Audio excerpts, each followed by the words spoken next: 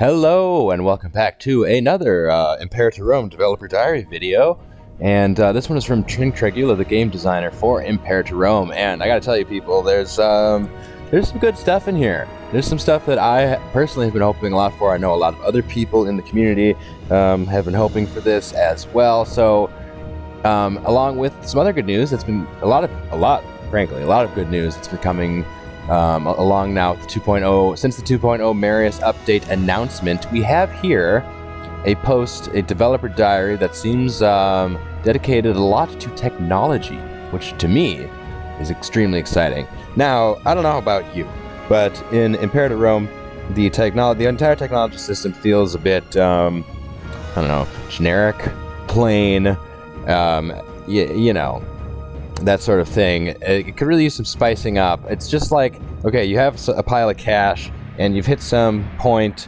so you can now drop this pile of cash to learn this thing, and it then gives you a little buff or whatever. Now, I don't know how this is going to be different. I mean, a lot of these things are the same. Like standardized measures, that gives you extra that gives you extra money per your imports, I think. Property taxes. Rights of man is like, what, citizenship, happiness, or something. And these also change from patch to patch. So these are the names of, technologies that we already have in the game. But now there seems to be a more fluid tree, sort of logical flowing tree that leads from one thing into another, and perhaps can be culturally specific, which is what I and a lot of players out there have been hoping for. Okay, let's keep going. Scrolling down now, up until now, the Invention System has been fairly uninvolved. Uninvolved, that is a good way of putting it, definitely. With new inventions arriving at every tech level, and the selection of inventions you can implement severely limited at any time. Yes, that's how I feel as well. The idea behind this system was that while technology progresses, you do not get more than base benefits from this unless you also invest in the implementation of the various inventions that each level was associated with. This system has also changed very little beyond how the price for inventions is scaled between the various versions of the game since release. That's right. This is pretty much a succinct summary of what has been wrong with the invention system, or rather, what's been lacking in terms of things that are right. It's just kind of a cookie cutter, throw it in there, random thing, pile of gold, scales up and down depending on the size of your country, so on and so forth. In the Marius update, the plan is to replace the invention system. Did you hear that? Replace the invention system. I am pleased with that, but we need to see what they're going to replace it with. Make sure it's an improvement. Inventions are to remain to some extent gated by tech, but more importantly, inventions are now in a tree structure, allowing you to choose in which direction you want to progress, planning ahead for what you want your country to be good at. If you want to be a naval power, you can progress down the naval portion of the military tree. I'm going to read that part again. If you want to be a naval power, you can progress down the naval portion of the military tree, perhaps even focusing on what ships you want to improve, lights over mediums, while an expansionist might want to go after the inventions that help in absorbing lands with reduced penalties. Good. So, we need more dynamics like this. We need more variety, variation, and the like. Would it pay to be a naval power?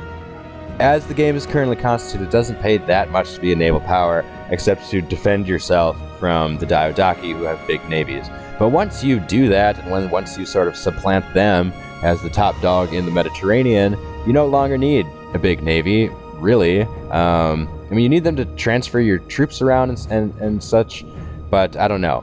So a navy is something they need to tinker with, I guess, and if you have a strong navy, you can just sort of like go around blockading people and making sure that nobody can ship their troops around the map. I don't know what kind of changes are going to come with this, but I think it's good that they're allowing some sort of specialization. So, for example, Carthage, the Carthaginians, well-known seafarers. The Romans, by comparison, didn't know much about seafaring, shipbuilding, and the like. The way the Romans improved and were able to, beat the Carthaginians despite the vast inferiority of their navy was they reverse engineered wrecked Carthaginian ships, right? So some way of reflecting that would be really cool. Obviously, the Romans had other strengths that the Carthaginians lacked, and so on and so forth. So I like the potential that the tech tree here has in giving much needed flavor to the game, and to make you feel you're playing, you're having a unique run through with a unique, civilization, country, whatever, kingdom, republic, whatever you're playing as, just to shake things up, to make things a little less generic, as it were. Okay. This change also allows us to pace some of the benefits in the trees in a better way than the old system, where you would only have 3 inventions of each kind available at any time. Additionally, the new system will support country or culture-specific branches. Yes, please. Country or culture-specific branches is what we need, and we'll have new inventions added to better allow you to customize your country, interacting with laws, great wonders, and more. That's perfect. That's what we need. What you want is, you want to be telling a story over the course of the centuries of campaign. You want to tell the story of your country, of your family, civilization, leader, whatever, that you're going through, and that helps if you have all of these interweaving decisions that you can make that complement each other. If your wonders and your laws, they all can go in whatever direction would best sort of navigate and guide your run through to whatever you want to be. So I'm liking these changes a lot because it allows for it's seemingly a bigger diversity, not only in the the countries that you can play as, but in the ways you can play. So I'm hoping they make it more viable to play tall, to play as a smaller entity and survive. Like, for example, playing as Massilia in Gaul, where you have a Greek culture group. You are Greek colonists living in what is now the south of France, and you're surrounded by Gauls, Gallic culture group, and inevitably, because of the mechanics of the game, you tend to just get swallowed up by the neighboring Gauls. And the same goes for all the Greek city-states in the Iberian Peninsula. And it would just be cool if it would be viable to play tall, be viable to have some other play styles where a dominant navy is enough to really make a difference and to really forge an identity and a force to be reckoned with. And team those with great wonders like the Great Lighthouse, for example, or the Colossus of Rhodes for even more buffs and flavor and unique playthroughs. Okay, the trees. Braindrift and I...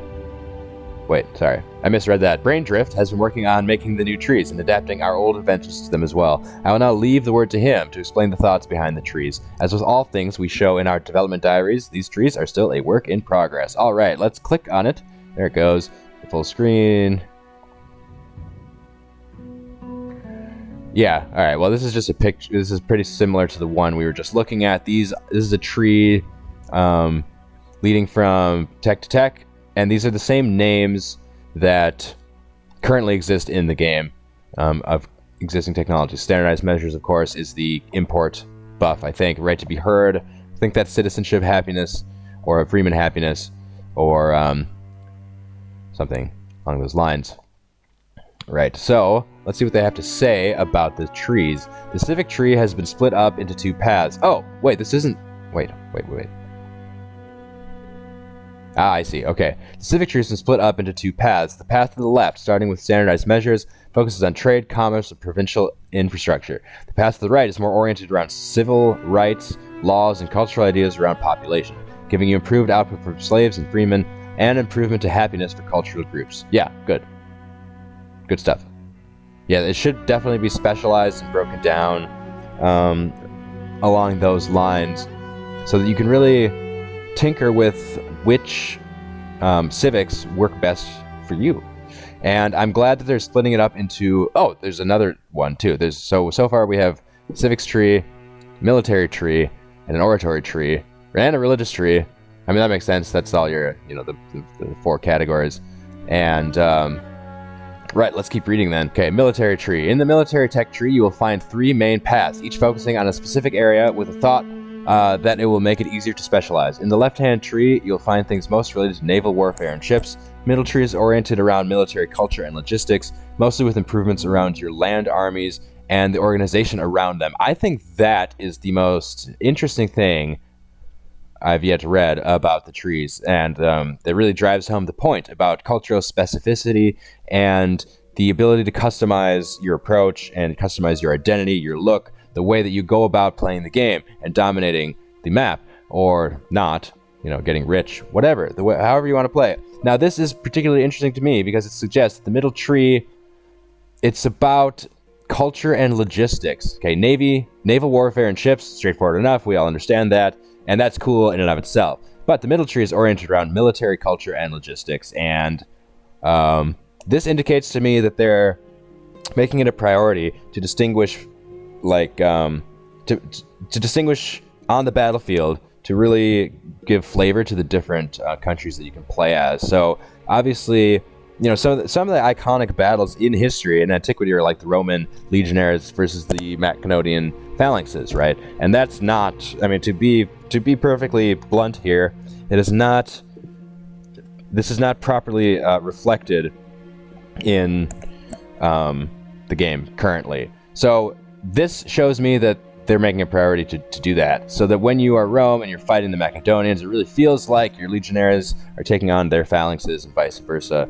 And same with this, the Seleucids have access to war elephants from the beginning, which not all of their rivals and antagonists do. And it would be really cool if it actually felt like taking that deal when you open up the game as the Seleucids to take the elephants from the Marians and then unleash them on your enemies to your west, would actually be the best deal, in my opinion. Like, it would be better to beef that stuff.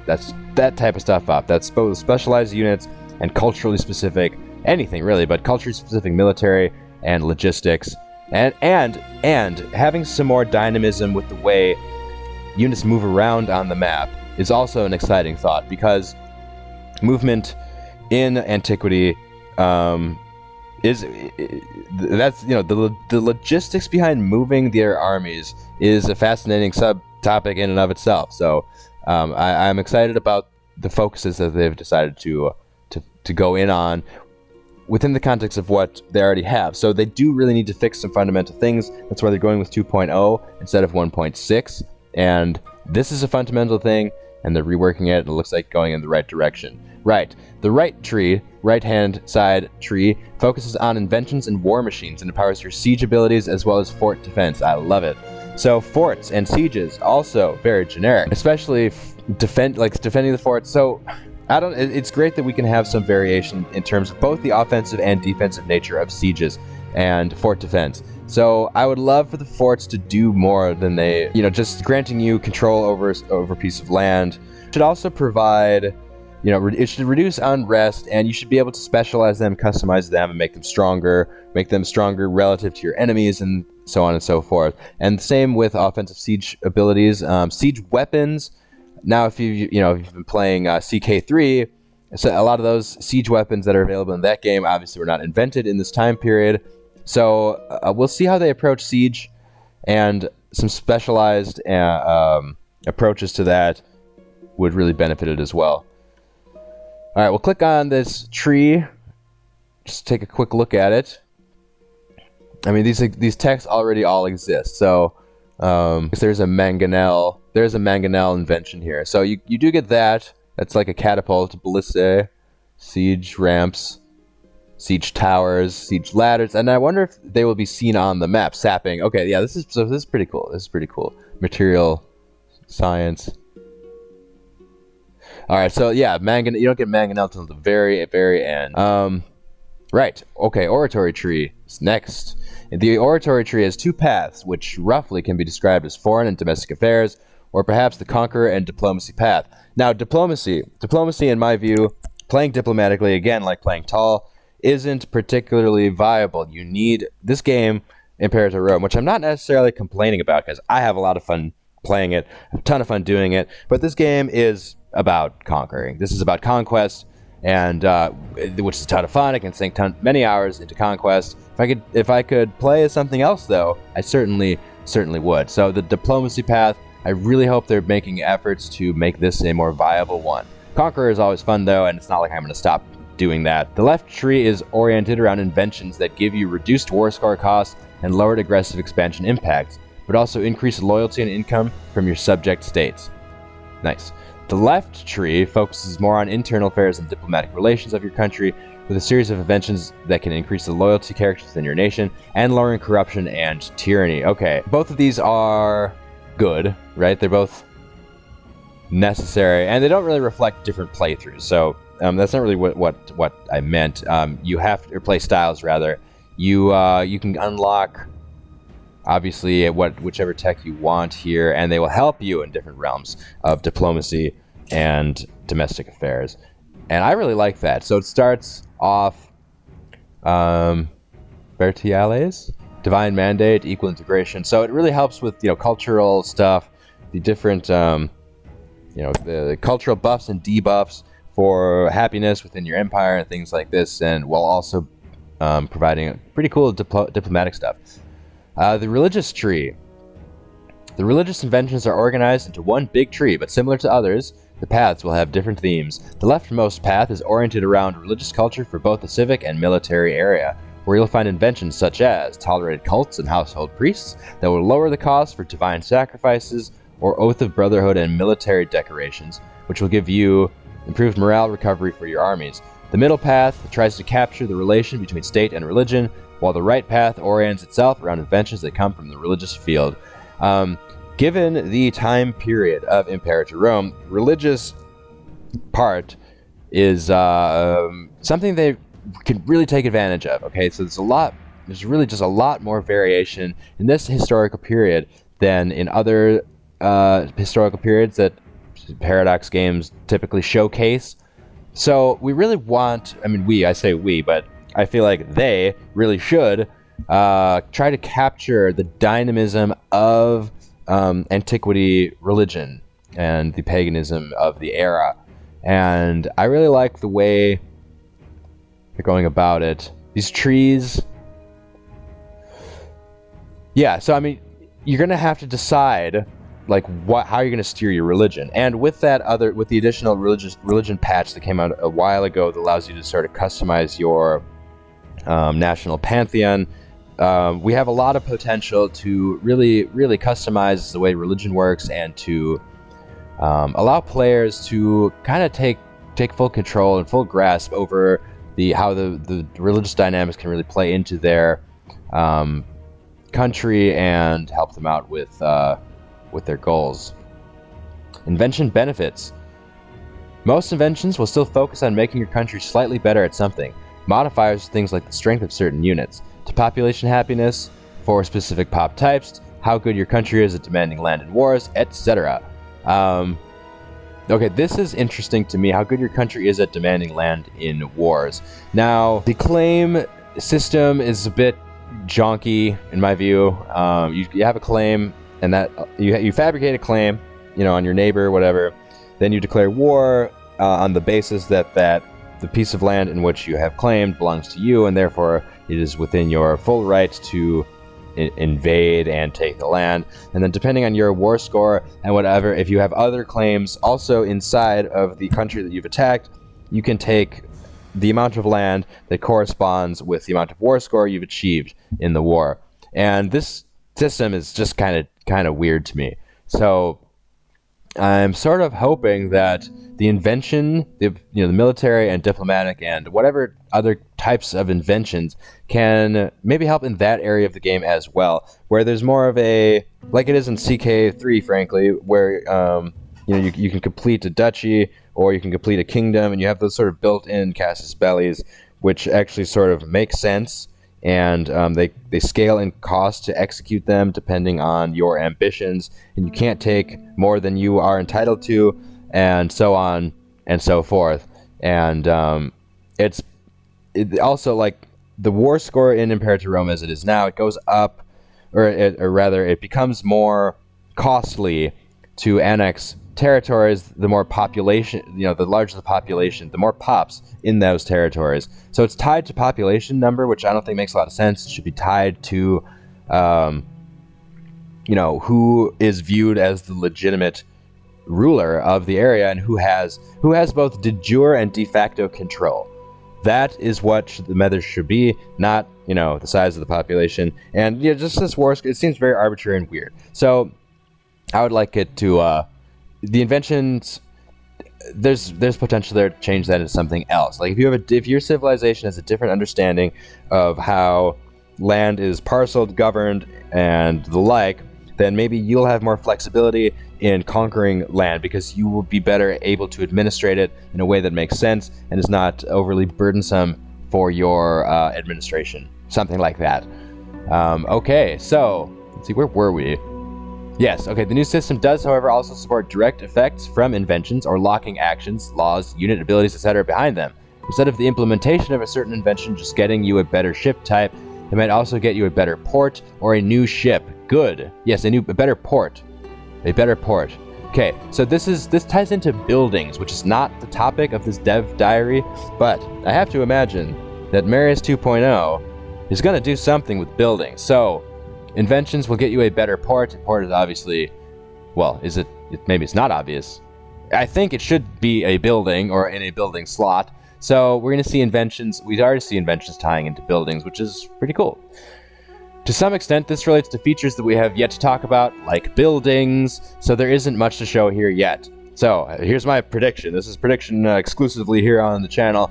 Either next week or in the very near future, we're going to have some talk about how inventions tie into buildings. We're going to talk about ports. We're going to talk about ships. We're going to talk about a bunch of good stuff. Right. Unlocking inventions, progressing in the trees. Now that is interesting to think about because in these images, there are a lot of inventions. And there are 4 different dedicated screens to each one. To count them all would be a lot. There are a lot. There are a lot of inventions, and moving through the tree and how quickly you can move through the tree, how viable that all of that is, will play hugely in your campaign. You want to get through these. Obviously, you want to get as many of them as you can, and the ones that really help you out, you want to get to. So how do we do that? How do we progress in the trees? One thing we want to revisit in the Marius update is how you unlock inventions. For now, the way you do so will remain at gold cost, scaled on the number of pops in your country. The idea that implementation of an invention is more costly the larger your country is, that's fine. And the same principle applies to War Score 2, which does have a certain logic to it. I'm not saying there's no logic to it. There is. I'm hoping we can come up with a superior logic that is better, more that is friendlier for immersion, for the sake of immersion. Okay, but that's for War Score. This is for inventions, though, and inventions scaling with the number of pops, I don't have really any issue with. Right, moving on. But this has in the past created situations very large countries really cannot afford to prioritize inventions. Okay, so they're going to change that up. They should. It's kind of arbitrary and junky. Okay, the economy is changing a fair bit in the new update. Ooh. So we will await how the old costs play in the new system before we make any adjustments to this cost. One new thing we are introducing to make things more interesting, however, is innovations.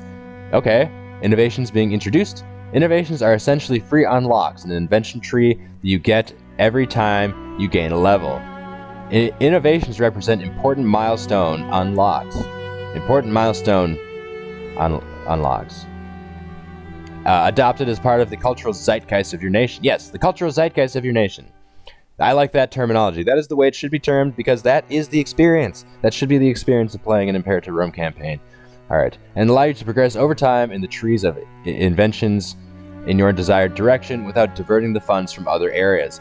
So they're trying to find a way that doesn't just tie the inventions you get with just a lump of gold. Okay, they're going to try to make you be able to achieve them some other way, though they're not being specific at all about how it's going to be because they seem to not know exactly how the changes that are coming to the economy are going to shake out. So they're probably working through that while they're developing 2.0, and we'll have a clearer indication of what it means to decouple tax and lump sum payments into some other sort of more interesting system and more immersive system. Innovations. Wait. Yes, this is right. Innovations may also be gained from some other sources, but technological progress will be the main source of them throughout the game. So you can get them from other sources besides this technological progress, which is currently is determined by pops, citizens, buildings, your advisor positions, and their worth. their value in that area. So we'll see.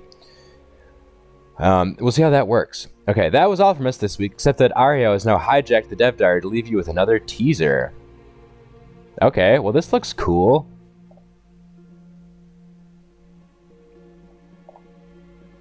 All right, well this is Mesopotamia, okay, and Persia. Okay, so what? So they're marking, what are they marking? They're marking cities, the city of Qom, and the Temple of Esther, Temple of Daniel, Alexandria Susiane, I don't know how to pronounce that. I didn't mean for that to sound Italian. Temple of Nabu, Temple of Marduk, Seleucia Megale, the capital of the Seleucid Empire. So I see that the stars are cities, and the sun, or you know, the bigger star would be holy sites or religious areas. Some of them are named, some unnamed. Perhaps this is the perspective of the Seleucids? I don't know. But it's a very interesting image. It's kind of a different look. You can tell it's Imperator Rome, but there is definitely a different aesthetic going on, which I like a lot. These lines, could this represent trade routes, maybe? And this black Temple of Marduk is bigger, it's a bigger mark, and it's black, as opposed to these other temples. So I don't know what to make of this. I think it's really cool, though. Perhaps these dashed lines do represent trade routes. I mean, they do seem to go from the capital. Well, not really. I don't know. There's a convergence here. Then they go off in several directions. Silk Road, maybe? I don't know. What do you think? Let me know in the comments below. And there's one other thing that I noticed before we wrap this up. I want to go back up to the first image that they show, and I want to focus in on this guy right here. Now, if you've been playing CK3, this looks a lot like the icon that pops up when you're at war in that game, and the number here is 254, as in like the number of levies you have, right? So, in a previous video, I have predicted that the Imperator Rome team is gonna just port in the CK3 levy system and men-at-arms system into the game. Yeah, so go check out that video because I gave you my reasons why. And we're going to leave it there at that. So if you find this content informative, if you like what you heard, please, give me a comment, like, share, subscribe. All of that stuff really helps the channel out. And I'm really looking forward to how Imperator Rome 2.0 is shaping up. And I would love to know how you feel about it, so let me know in the comments down below. Till the next one, bye-bye.